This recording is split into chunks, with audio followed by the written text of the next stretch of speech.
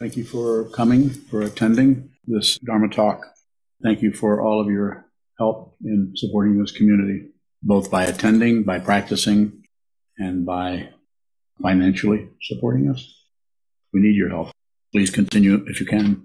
Any really solid reference point for anything. But the ego mind, the self-centered mind, the narcissistic mind, the grasping, rejecting, and shutting down mind wants some kind of reference point. And it will look around for relatively positive ones, and if they don't work, it'll just start looking for the negative ones. It's because of you. It's because of you. That's what's causing this. And that, especially if there is some situation happening there where that person or that situation did trigger that reactive behavior of blaming, that reactive behavior of shutting down on what's arising and opting for what you think caused it. You don't know what causes anything. Grow up would be one way of saying this to you. Just grow up. Not blaming anybody for anything. That doesn't mean, as I said, I'm trying to make sure you see this. That doesn't mean there isn't powerful cause and effect going on everywhere in the world. And you probably should stop in there and intercept or interrupt or interact with someone who is harming someone else. Of course, that's very, very situational. You do it as it shows up. Do not have an agenda about anything unless you've received this vow, formally or informally, unless you've received the vow to be with all things. Simple statement. Be with all things. Don't object, don't agree, don't shut down, don't do anything with it. And of course, the practice is seeing how much you can't quite do that. You're always pushing or you're always reacting. But by observing that vow and endeavoring or intending to follow that vow, the consciousness, because consciousness is not a thing, the consciousness is everywhere. The consciousness that is near the pointed end of that behavior starts to go, starts to open up, starts to see. And this is when it said everything is co-emergent. Wisdom and delusion arise together. That's because through the intention, not cause and effect, through the intention, the awareness is finally out at the leading edge of the misery, the leading edge of the confusion, the leading edge of what is disturbing you. It has nothing to do with right or wrong, correct or incorrect, sound or no sound. It has nothing to do with that. It doesn't matter what happens, but you shouldn't take your eyes off from it anywhere through any of the sense fields. Don't stop listening. Don't stop seeing. And when I say don't stop listening by interpreting what you're hearing. Don't stop seeing by leaving what's in front of you for what you think about it. And if you do that, then be very aware that you've just receded away from the truth into your own stupid mind frame. I like it. I don't like it. It's good. It's bad. It should be. It shouldn't be.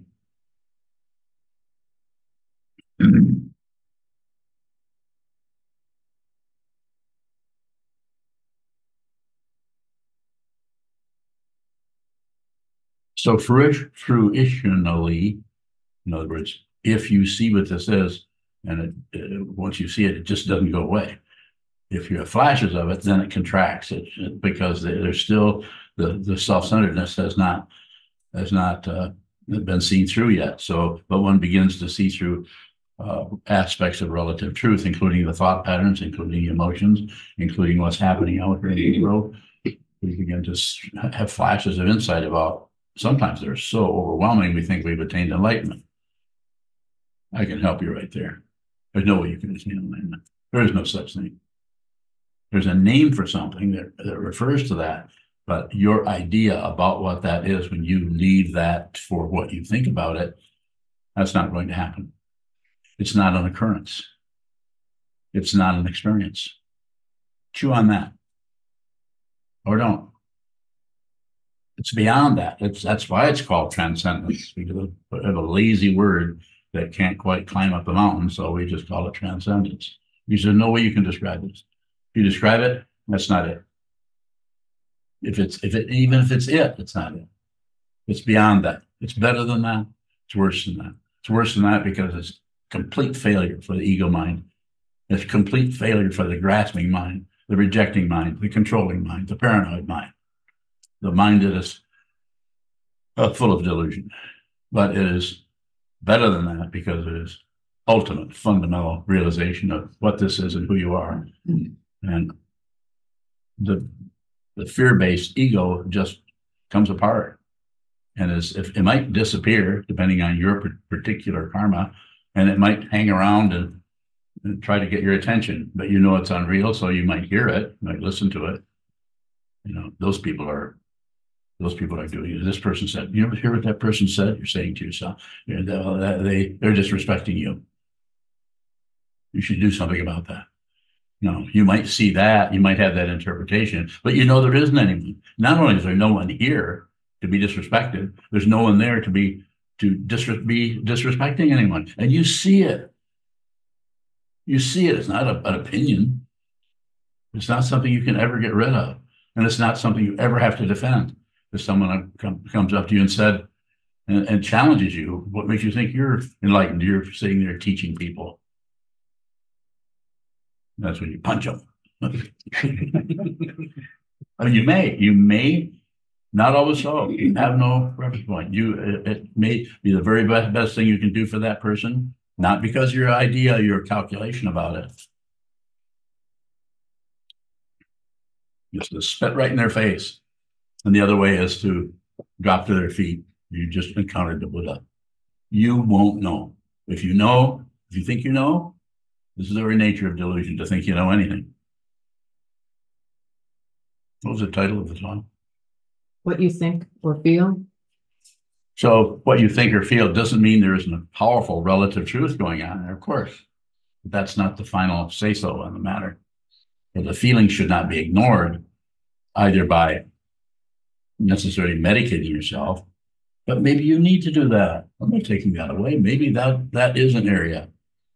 But that should be considered, and you should be very aware that that's what you're doing if you are, taking a few slugs of Jack Daniels, self-medicating, they call it, I guess, or any other way. I'm not saying any of that is wrong, but when that is done as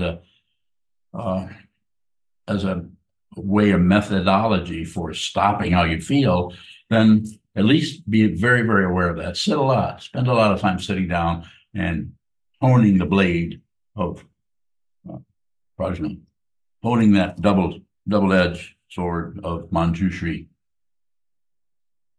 This is Manjushri. This is Manjushri. The sword is double-edged because it cuts both ways, as Trungpa Rinpoche talks about in his teaching. Cuts through self and it cuts through other, and those polarities disappear. Yet there's this rich, colorful, vivid display, which is what? An illusion. But you can dance in that illusion. You can move in that illusion. You could actually fundamentally enjoy yourself without any threats. And if threats come, receive. Anything that shows up has its own credential for being there. It may be very slim or thin, wafer-like, but eat it anyway. Take it, receive it. Whatever shows up, receive it. Do not add to anything that shows up. But if you do add to it, here again, I'm repeating myself over and over and over again. If you do add to it, then immediately be aware of the addition rather than try to stop the addition, try to validate the addition or ignore the addition.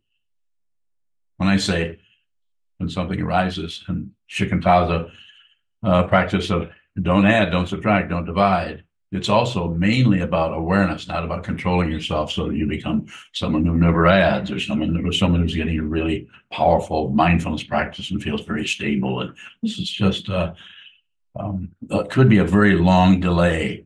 So be very careful when you read about, if you do, any maintenance states or any state of tranquility that is untouchable, or any jhana states where you've entered some kind of a realm of complete peace, tranquility, silence, and without movement. Maybe so, but temporary. And this is where you live. This is where you are. Everything is shifting and moving. Don't abandon the world for some mountaintop.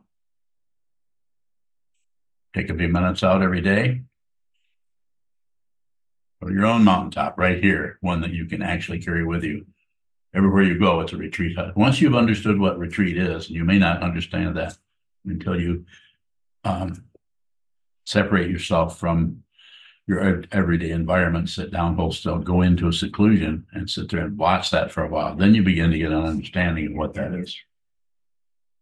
And you'll see that that never leaves you. Mainly because there isn't anyone. So it can't. It can only separate if you feel like you are someone who's getting better. You are somebody who's getting worse, just based on your thoughts and emotions.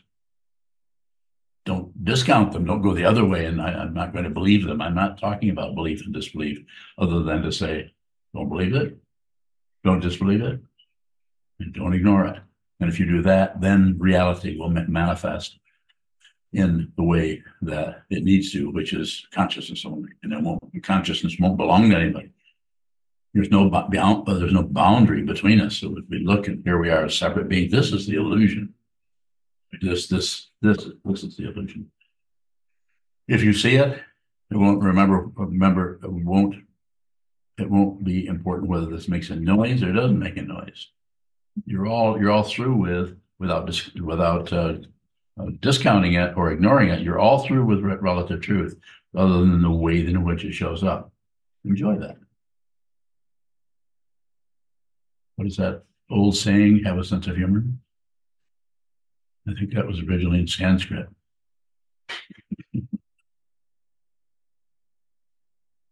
Yes. So can go on a little bit further.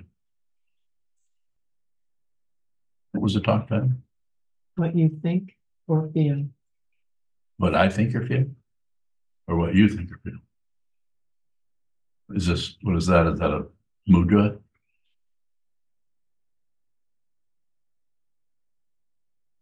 Can you help me with that? Ask me a question up that is about that. When you're bowing, you just said, enjoy the way relative truth shows up. Yes. So if we think about all the ways that relative truth is showing up in this world, it looks pretty devastating. Don't think about it.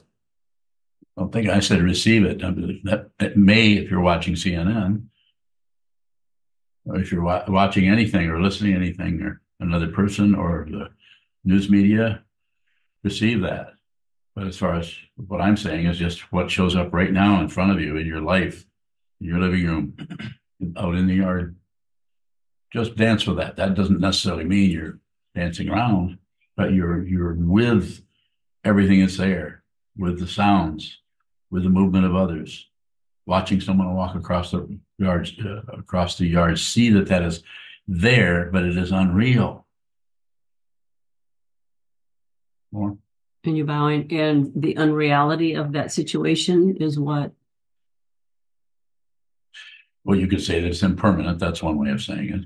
But a more immediate way of saying it, rather than use the time-based understanding of impermanence, just see that it's unreal as it is.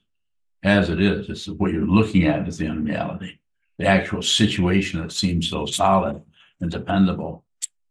Whether it's this or it's how you feel about something that just happened. Look at the intensity of it, the texture of it, rather than what it points to. And that way you have a question? No.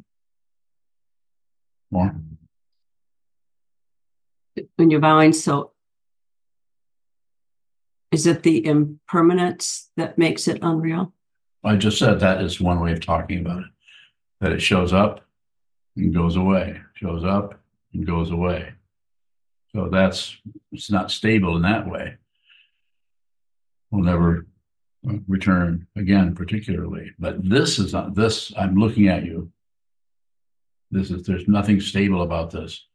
It's stable somewhat, and it's easy to project your ideation, your comments, your criticisms, your calculations, your conventional conclusions about everything. It's just a wide open area. Everything is saying, I'm here and this is there and can't run through this wall, and everything is creating the illusion because consciousness is operating with a human form. But this won't last, so that's part of it. But that's not going to be helpful to you to say, death comes without warning, this body will be a corpse at that time. The Dharma will be my only help. I must practice it with exertion. So one of the four reminders, and that helps you intellectually, but what helps you fundamentally is the awareness practice, which is sit down, hold still, look at the wall, and whatever shows up in the mind stream, just receive it, just receive it, just receive it. No comment. If you can't receive it with no comment, your experience of sitting meditation, shikantaza, is what I'm teaching. What was you will have less and less the feeling that you're making any progress or getting anywhere. Things may show up in your dream consciousness that are unusual or different. So some things can happen there, but mainly this shikantaza, sitting still and just watching the movement of the mind, there will be less and less and less as you go along over the years. And there even could be more and more being present, just being with things in its most simple way. If someone comes in that you have some difficulty with, at times you might see more deeply into the causes and conditions that are immediately 3 or 4 inches back behind this screen called the present moment. You might see that this person is escaping their suffering by being disagreeable or being hard to follow, or they might be just filling up the space with everything. You've all met somebody, maybe you're one of them, who just talks constantly about everything. And if they don't talk constantly, when they do talk, they talk at right angles. Everything has some kind of a vortex in it that goes this way or that way. There's no directness. Sit down across from someone in the restaurant or in the living room or wherever you may be, and fundamentally listen to them. And when they say something back, respond, have some kind of response. But that's it. The ongoing conversation that's part of the illusion. That's how we generate a self who's upset. And then pad that situation, cover that thing up so it can't be, so consciousness or awareness can't get in there to dismantle it, which consciousness is always available to dismantle everything. And eventually it runs into the situation where there isn't anything left to dismantle. Everything is falling apart. Everything is collapsed. So then everything that arises can arise out of the vow, or can arise out of reality, would be another way of saying it. It can actually show up as the truth, moment by moment by moment, even though there aren't any moments. It just participates. It uses those invisible stair steps. And every time you step on one of those, as soon as you step off it, it vanishes. The only reality it has is contact. I think it's the sixth of the 12 links on the chain of existence. Just the contact. That's the temporary. That's the strongest part of the illusion. Is that everything else you're creating around it to make that important. Think about it. Reflect on it. Sit down and don't think about it. You can do this. It's not an accomplishment. It's not over there. It's right here. This is it right now. You can awaken right now. I would even say to you, you are awake right now, other than your cover-ups of what this is. This is very, very, for the ego, this is very difficult to just see that awakening.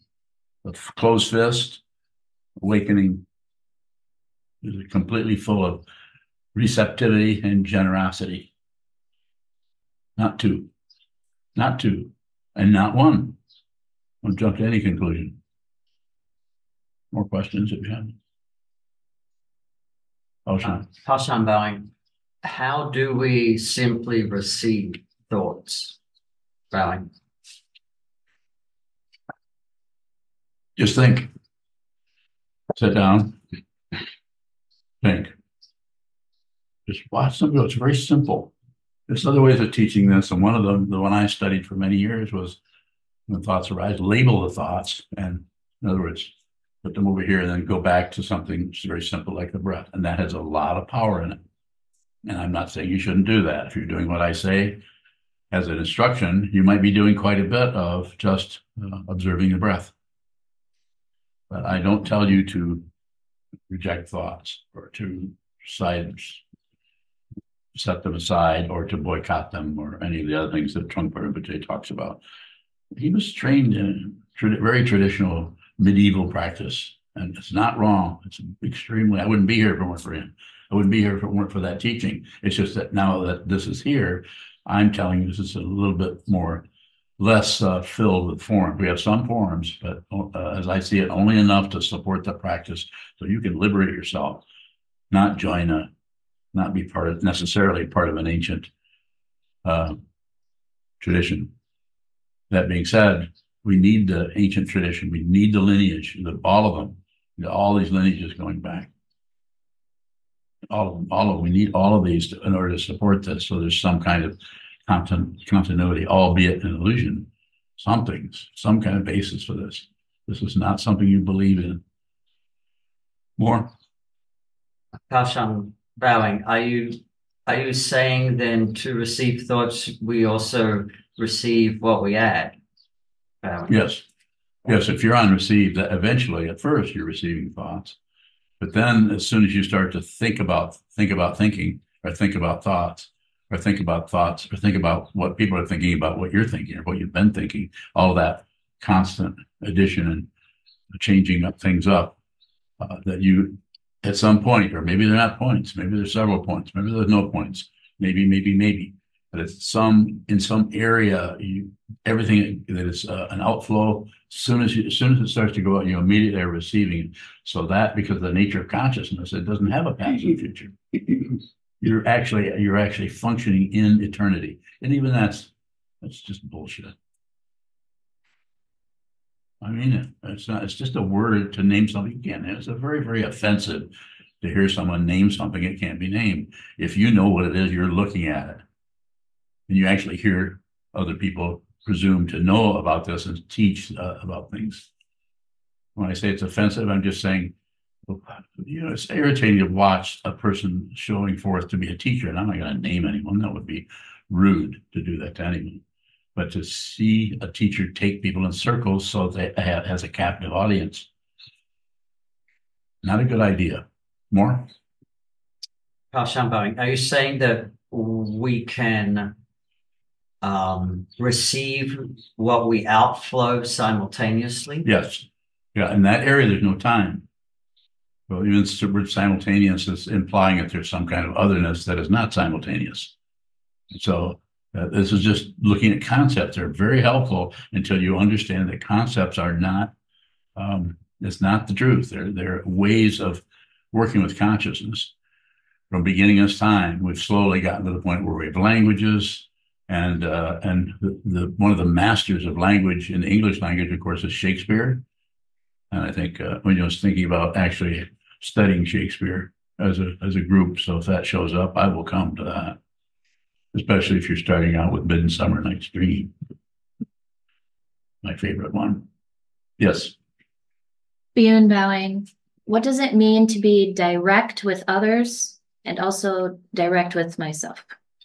To not know, no matter how you feel, going back to the title or the topic, no matter how you feel, always direct. It's always others first.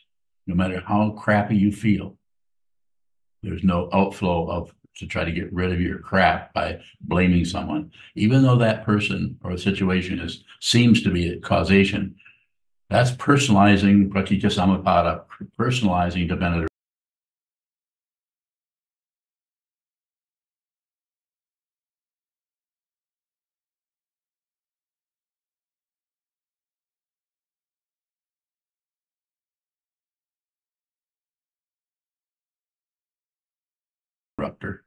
Don't do anything with it. Receive it, and if you're really receiving, then you can't help but function in an enlightened, uplifted, and compassionate way with the relatively based and imprisoned other or world.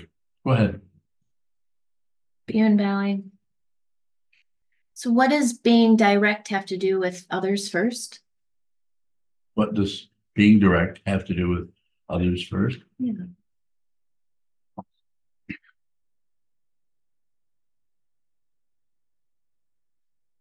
What do you think?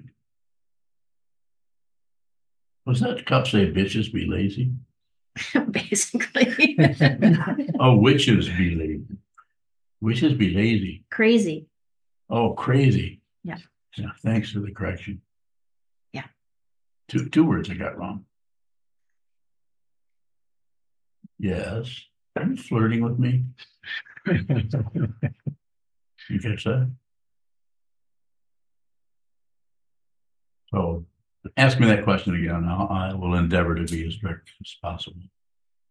Beyond bowing. what does others first have to do with being direct? Got it. So when you are direct, you can't be direct and still nurture the ego.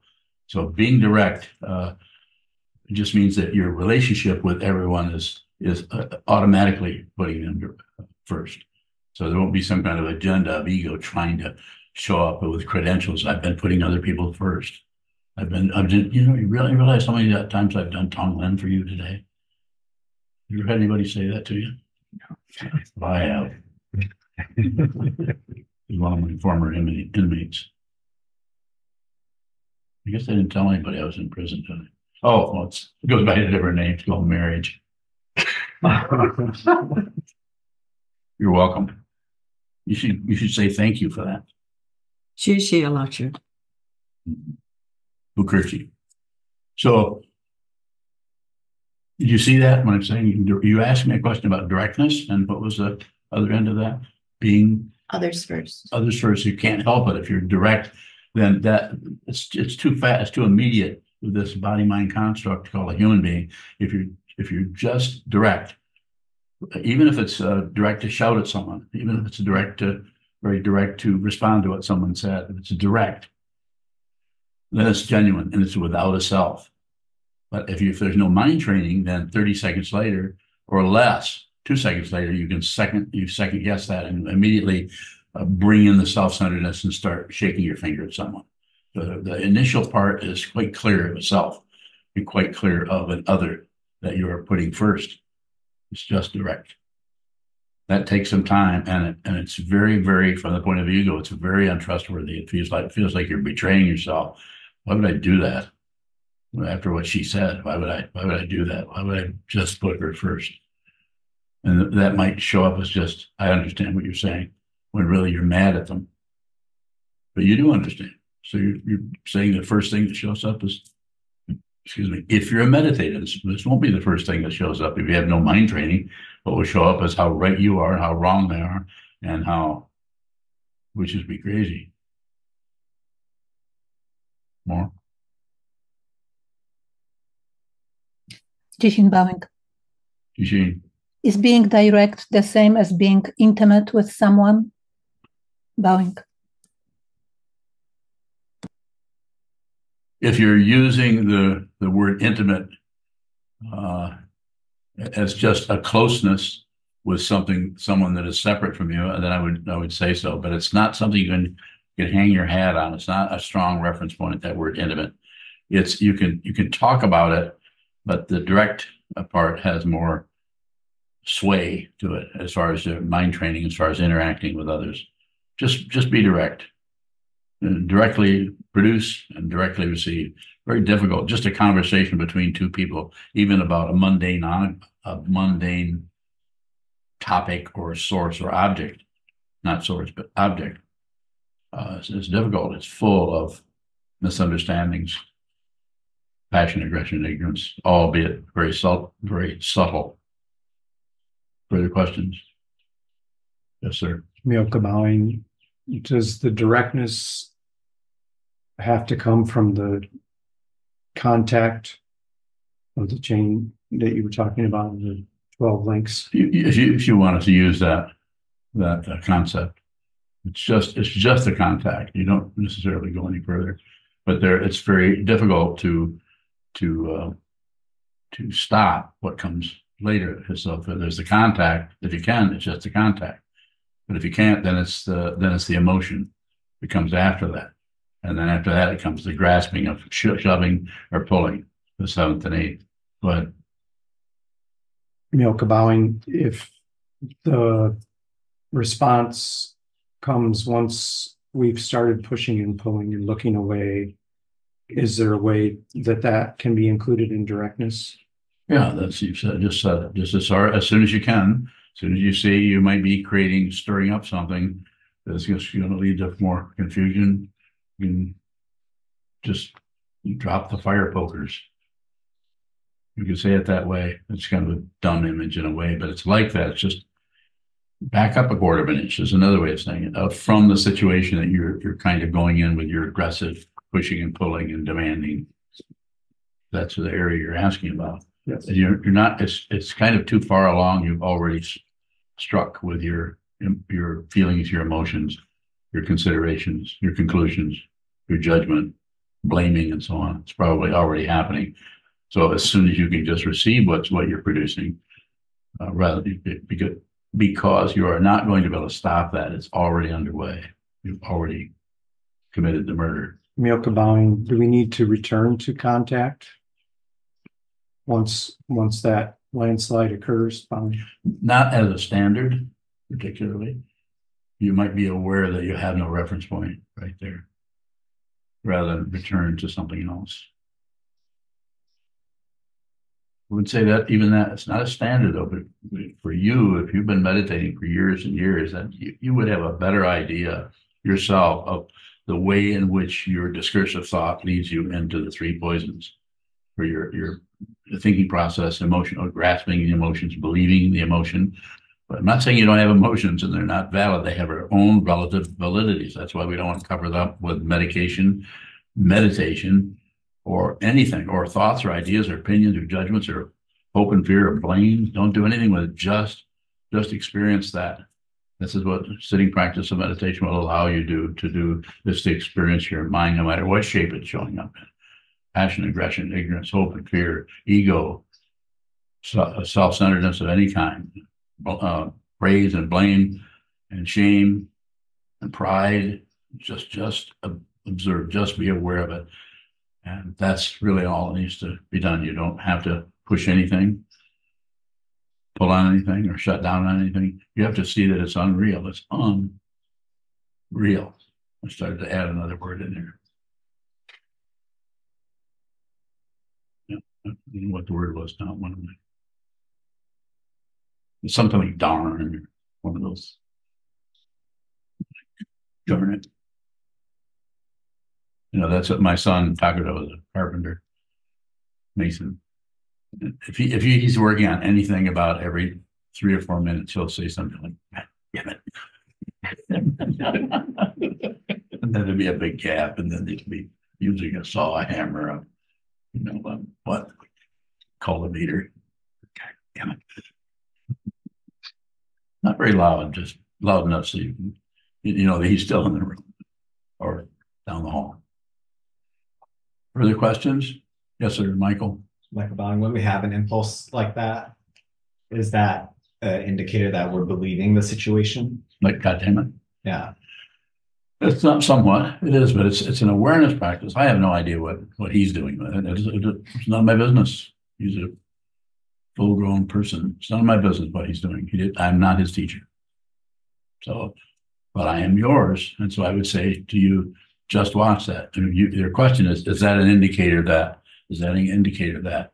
Just stay with the expression of it. Become more and more aware as you go along of how you do not need to change that, nor do you need to include it, nor do you need to know what it fundamentally is. If you do nothing but just receive that and just notice that you're doing that, it becomes probably will become more embarrassing. The ego doesn't want to be seen to be not very intelligent. It wants to have some kind of credential, but you're not giving it much of a credential. You're giving it a credential if you push on it. You're giving it a credential if you pull or adjust or explain, or if you try to accomplish something with that, you try to not do that anymore. It's just a little bit different teaching than a lot of. I teach the 7 points of mind training talks about, especially in the relative area, about how to use this practice or that practice to make this go away or stop this. So it's all, it worked good in medieval times. It probably works good now for those that are practicing that. And if someone comes to me and says, should I read this book? Of course, study everything. Study all the Buddhist teaching. Everything you can get anything you can study in Buddhist history is very valuable. More?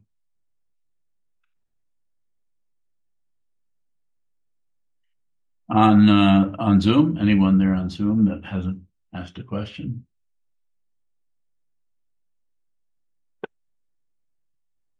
Jen Bowing. Or was that? Go ahead, Jen. Go ahead, Jen. Jen Bowing. Is receiving the same, receiving blame that I'm outflowing, is it the same if I'm dealing with an individual that I'm blaming or an organization? Bowing. For what we're talking about, it's kind of the same. There's a differentiation which you already know about, or you couldn't ask that question. But the thing to see is just that there's a kind of a finger pointing. You know, you're actually looking at something that's happening over here, and you're leaving what's happening, the very chemistry of what that is, what's happening for a part of it we call over there. Who did it? Who caused this? So more about that. If you can take me further into the a specific way this occurred without going into too much detail about the story. Jen Bowing. I'm just finding I'm getting slightly better, which I'm afraid to say to you, at recognizing. You're afraid to say that you're getting better. Well, yeah. Just Yeah, you know. yeah, I'm about to nail you right here. How dare you get better? Stepped right in it.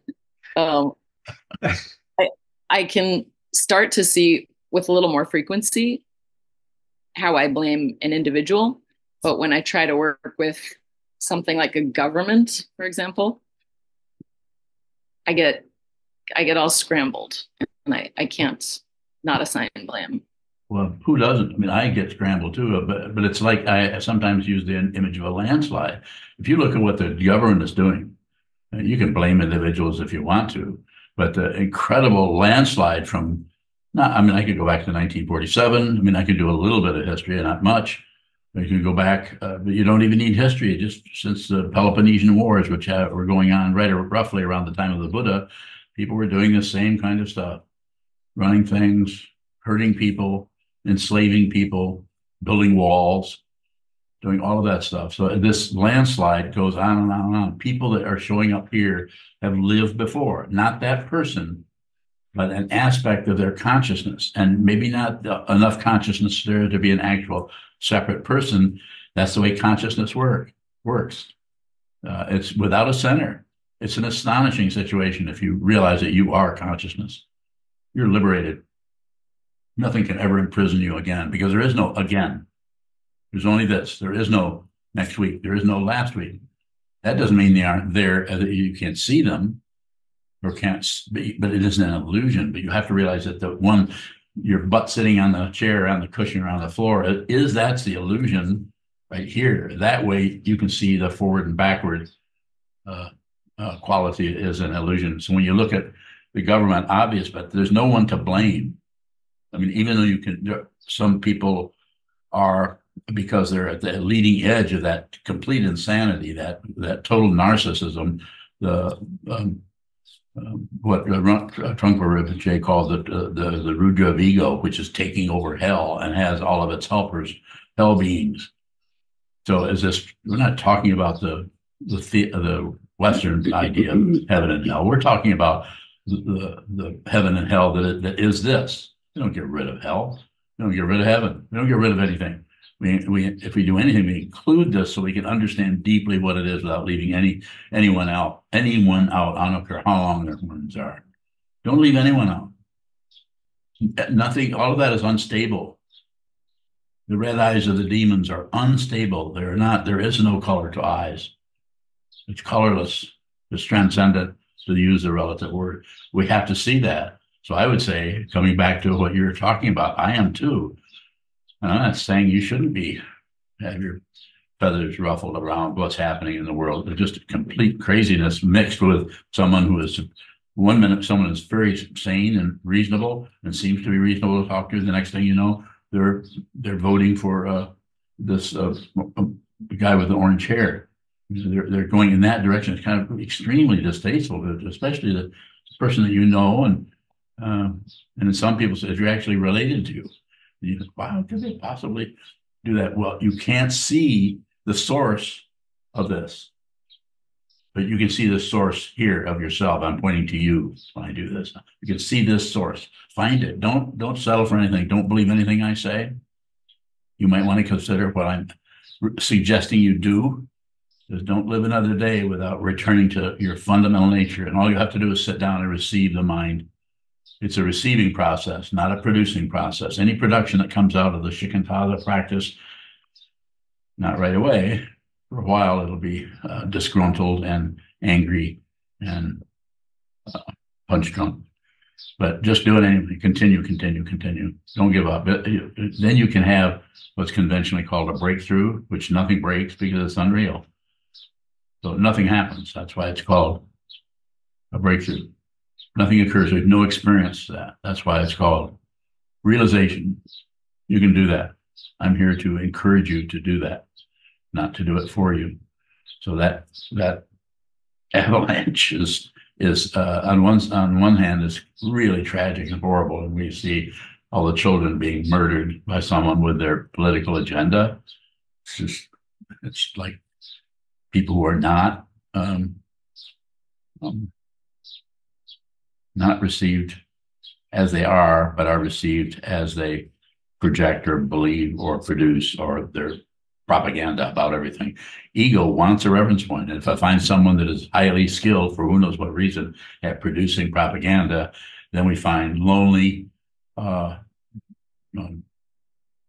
ego, self-centeredness qualities in other beings that is very worried and afraid. And if they find somebody that's willing to take up the banner, they'll follow that person. Don't follow anybody. Don't follow me. Follow anybody. If somebody is trying to get you to do something over here, over there, just look closely. It's not that you shouldn't do it. It might be something like, don't buy that car. I had one of those and they're terrible. Or don't go to that car dealer.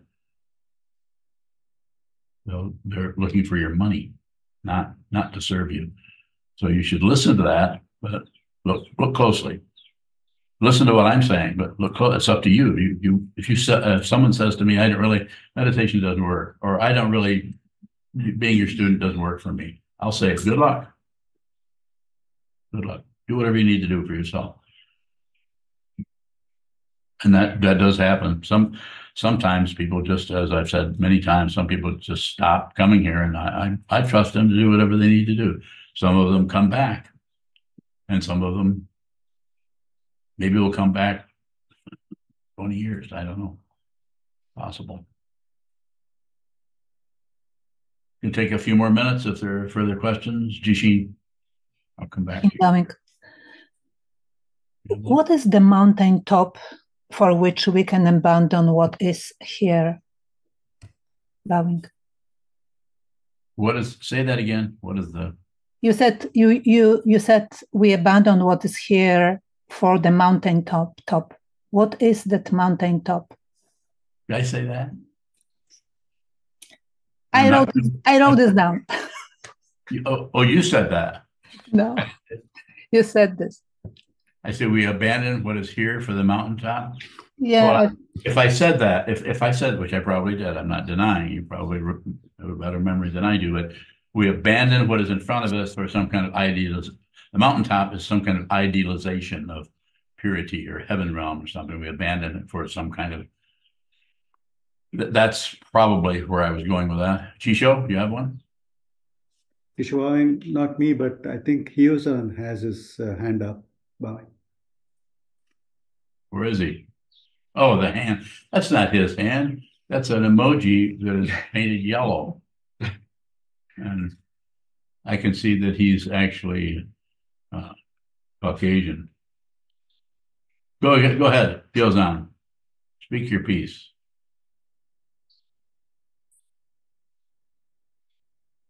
He went to sleep.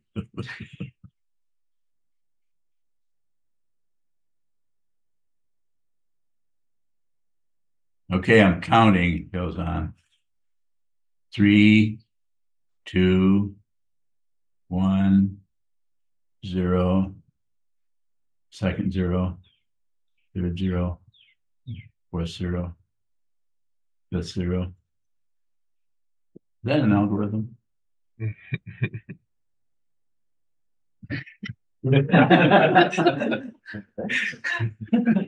Who's snickering back there? Mike turned on.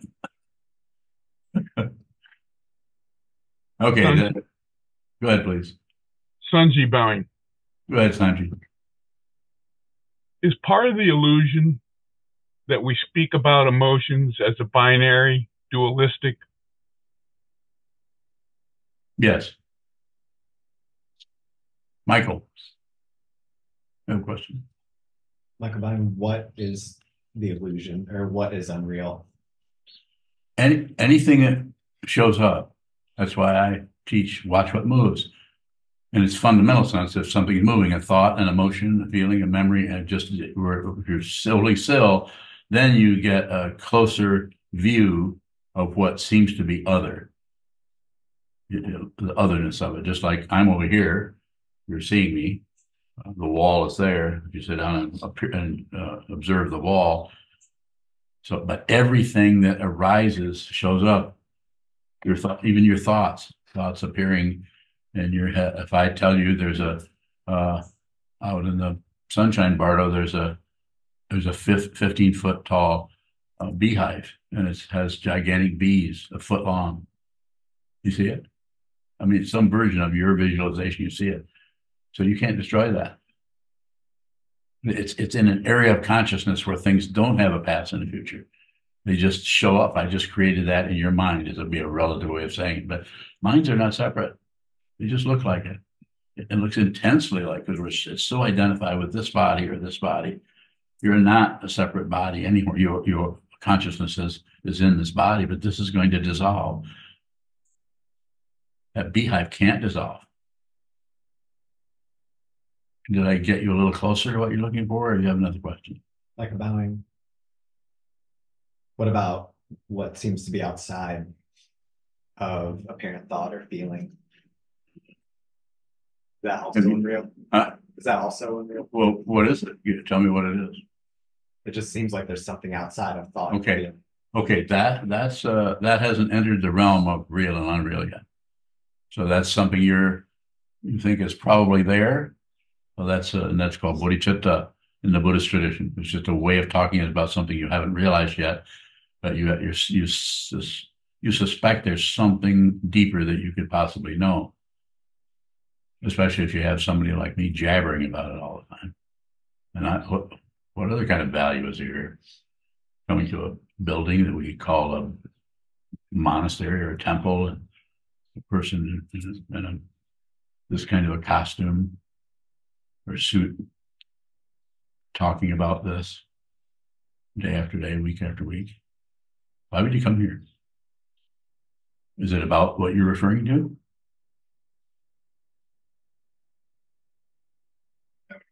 Okay. But are you going to come back tomorrow, do you think? I don't know. Okay, good one. That's a good one. Ride that rail. Because it isn't anything. That's the nature of the vow. Be with all things. And you'll find that is very, very difficult to do if you're seeing it as something you have to accomplish or you get a credential for. It's beyond that. I say that's what the intention without a goal. And of course you have a goal, be with all things. What the hell is that? How do you be with all things if all things are illusion? Go ahead. Michael Bynum, when meditation is hard, it seems like an accomplishment just to make it to the cushion. Mm-hmm. So how can I meditate without turning it into a dualistic game of I just accomplished the fact that I sat? This is so wonderful. Listen to this, what you just said. You're just aware of that. It doesn't matter. That's all unreal. You don't have to, that can go on 10 years past your awakening. You can still have that kind of crap arise and fall away in your mind.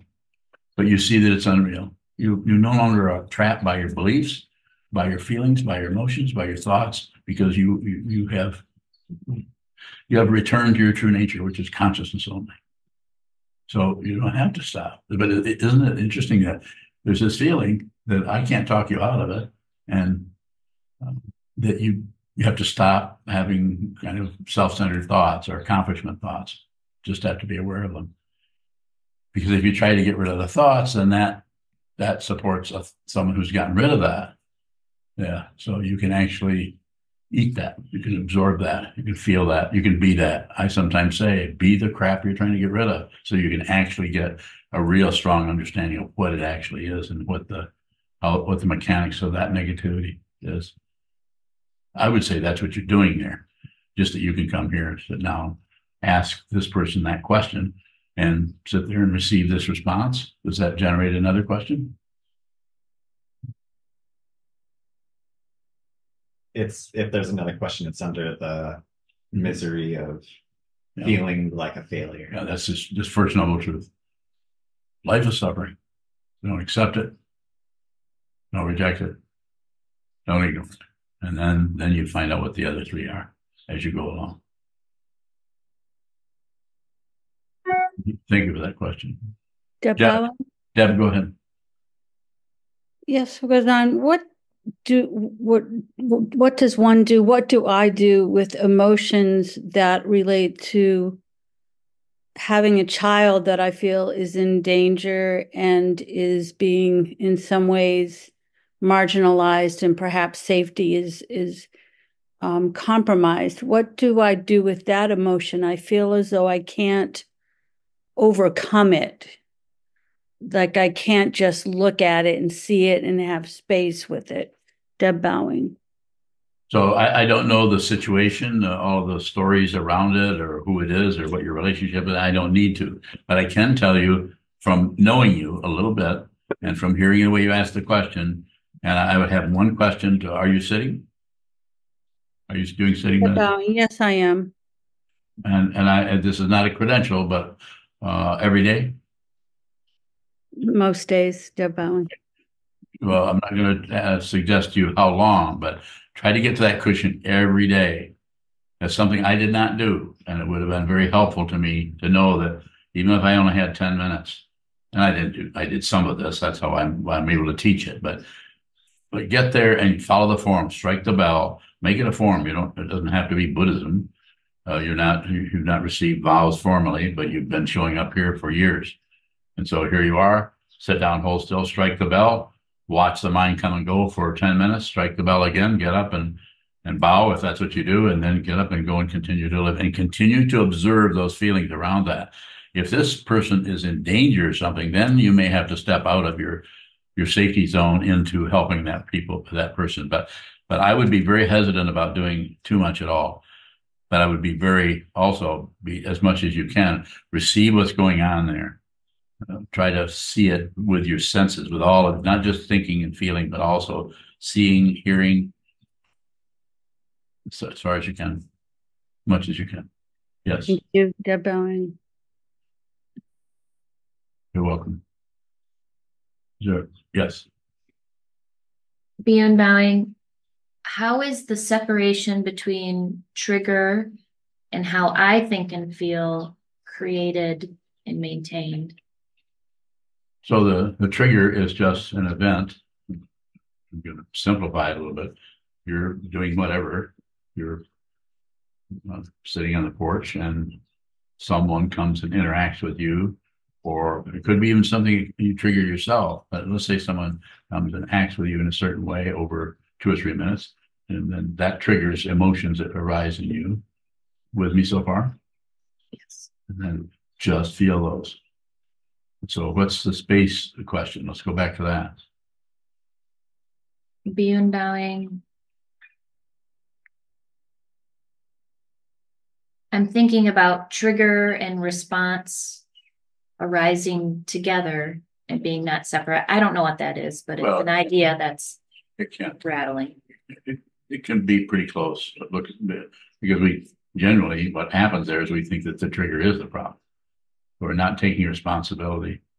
When I say response, we're not seeing it, that it's our consciousness that is happening. And the trigger could be any number of things. Could be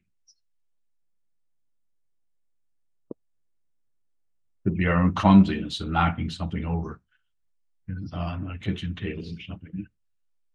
But what occurs and our reaction to it, that's what needs to be observed and seen, and not particularly believed in, disbelieved in, or ignored. And those three, that's the area of passion, aggression, ignorance. But it's not something you can accomplish, but it's something that can show up if you just observe it. But the second you blame anybody for what is happening, even if they actually seem to have caused it, it's your feelings. I'm not saying if somebody sticks a knife in you, somehow they're they're not the culprit. Of course they are, but that's getting very tightened up into the relative world. This is why we have wars. No one is there really looking at the nature of consciousness. Everyone is just concluding this, including that, and sending my father to Germany and getting him killed. He didn't want to go. But is there anyone to blame? No, it's there's any blame, responsibilities everywhere with everything. And even though the Buddha was here 2,500 years ago, he wasn't listened to that much. Hasn't affected things. People tend to put things like Islam or Christianity or the words of Christ or the words of the Buddha or the words of Muhammad, all in every direction, and just not really look at your people that probably had some kind of idea about what needed to be done here to actually help people work with wars and rumors of wars. Or okay, it's a good question, but the trigger and what happens, that space, I would say, unasked question, but a little bit, I would say, just look at the space, see if there is space between those two. Do nothing about it. Make it just awareness. You're just observing that. As soon as you start acting, you stop observing. It is rare for someone to observe and act at the same time, and only a realized being can do that. And can a realized being do that? No, not exactly, because there isn't anyone there anymore. Yes, sir.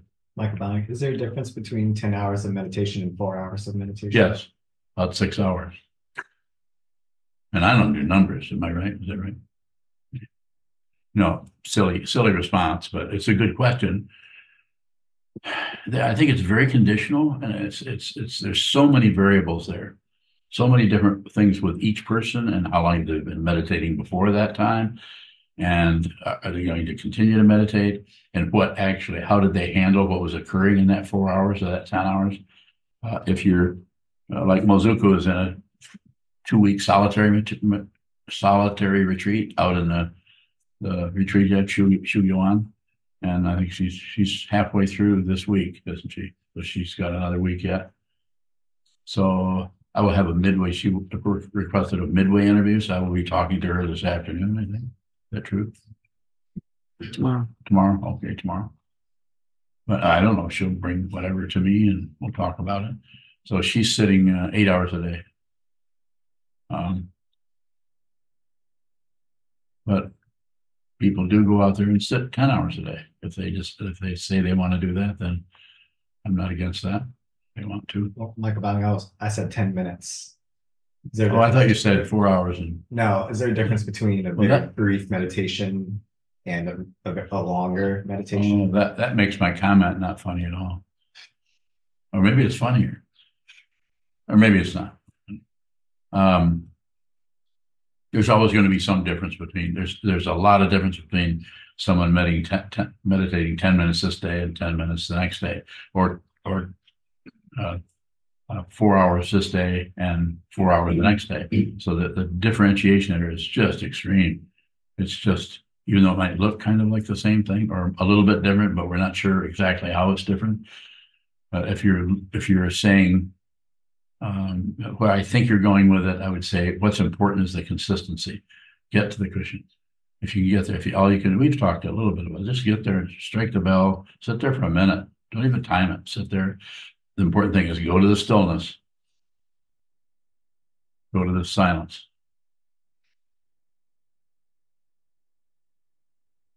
And strike the bell, and then get up and go back to the rest of your life. It won't feel like anything particularly fancy or different, but it's powerful in terms of consciousness. Where you will realize your true nature is way below. It's so far from ego that ego can't find it. And if it tries to find it, it just runs out of energy, because ego's only style is what? Running in circles. And whereas awakening, direct, right into it. But once you go into that, you never return, because you can't. It's not a destination. It's this. It's this. You leave this to come back to this, like the ox herding feature. Ox herding teachings end up back in the marketplace through 10 stages. Go away and go do this and do that, and then come back to the relative truth. Well, Michael Bowing, is there more value in having a time frame daily, like from 7 p.m. to 7:10 p.m., or just taking the 10 minutes when it seems like it's time to do it? I think it's very situational that everybody's going to relate to this. If you have family, if you're living alone, or if you have a 40-hour a week job or something, and or it depends on how hard the job is, or how and all the other things to do with your health. And so there's just so many variables there. And I would say there's no way you can do it wrong, other than just to not do it at all and wander away from the Dharma. But find some way to stay. And it's helpful if you can do something every day. It doesn't need to be much. You might just walk past your altar and bow if you have an altar. And if you don't, it might be a good idea to have a table with a Dharma book on it. I would say that would be minimum. More? Good. Thank you for asking those. Go ahead, Brian. Brian, is meeting people where they're at a form of direct awakening? A form of what? Direct awakening.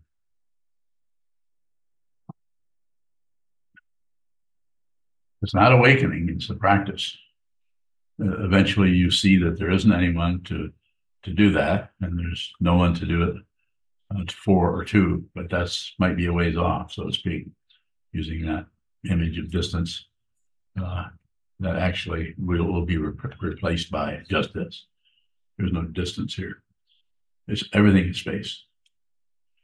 So it's a practice. Meeting people where they're at means to listen to them, not to produce based on listening, or to give yourself a credential that you're just meeting people where they're at. If you're meeting someone where they're at, you won't know it. If you know it, this is just ego. That doesn't mean you can't practice that and continue to return to that. But eventually the credential area starts to fall apart because you actually are meeting them where they're at. And that does not arise in consciousness like a thought of apple pie. It doesn't, it has there's no substance like that. It doesn't have the substance of an illusion. There isn't anything there. It's deeper than that, because you fundamentally are not separate from anyone. So if you just listen to someone, then this is the closest you're going to get in interpersonal relationships, just receiving to realization without a realizer. Thank you for the question. Final question, unless I've already said that. Did I already say that? Sonia? Did I already say that? No. Oh. We should know. You have any questions? Anyone else that hasn't asked a question? Anyone? Yes, sir. Is concept more solid than form? Concepts? Well, concept is form.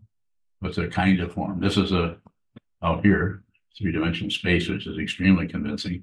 But if you're having strong thinking concepts happening in the mind stream, those are solid. It's hard for awareness to be aware of nothing. But you can talk about it a little bit. Like if you're really tied up in your thoughts and your emotions, you won't know what's happening right in front of you because you're so swamped by that. Thinking about it, you won't really realize if a blue Chevrolet drives by. I mean, I have heard that if you wonder to hypnotize you and go back to that moment, that your memory does record that with some part of your mind that never really forgets anything, or some part of your consciousness. But we don't really know for sure what that is. People are playing around with it and hypnotizing and doing this and that. So to come back to your question, I would say it just depends on the nature of the whole thing altogether, how much emotion is in there, how emotional you are, passion, aggression, ignorance that are about that thought, that structure, that tends to give it a lot of, you could say, artificial solidity, like this is real. I'm feeling this. This is why people sometimes take their lives, because it's so intense. It's so intense. They just think they can, it shows you the presumption about what this is, that you can possibly get rid of anything. You can end your life, but not a good idea, because what you're trying to get away from becomes more apparent. Then you aren't protected by the solidity, this reality. I'm right here. This will go away, which it will. So more. Don't believe anything I'm saying, but continue to ask questions so you can receive them, not believe them, not disbelieve them, not ignore them. Good question. More? I think when you brought up the idea of the beehive in the Bardo, you said something like that doesn't go anywhere, but contrasted that to form in some way. I can't remember how you phrased it. So I guess I'm just wondering what the persistence of that concept is in contrast to physical form.